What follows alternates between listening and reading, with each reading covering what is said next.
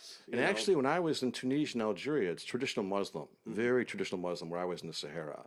I mean, I never spoke to a woman.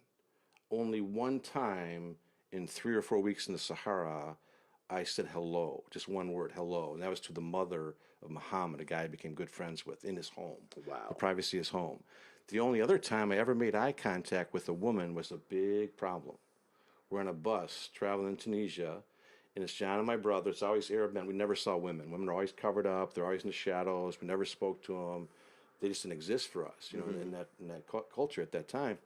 So we're on the bus with about 15 Arab men, and this older man and one woman walks on the bus, and they sit right in the aisle across from us.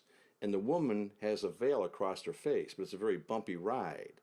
And her veil drops, and she's a very pretty young girl. And just a natural reaction, I look at her, I smile, and I wave. Oh, no. As soon as I did that, every man on the bus, every male on the bus looks at the woman and looks at me. And all of a sudden, there's just, instead of this friendly atmosphere we always experience, there's this real tension.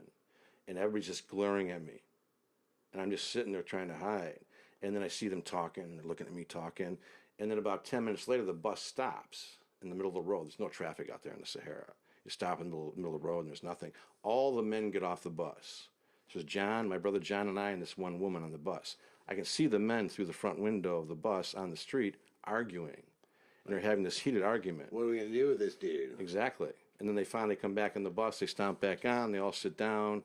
They look at me for a few times, and then the tension kind of goes away, and I was okay.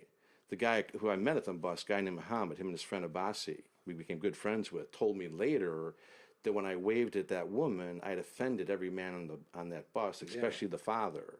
If I wanted to speak to somebody, a female, I talked to the father would talk on my behalf. I asked the brother would talk, not talk directly. And he said because they knew it was a matter of ignorance, not intent, they didn't do anything about it. But in general, people were very kind to us. Wow. Very kind. Yeah. My experience. Yeah.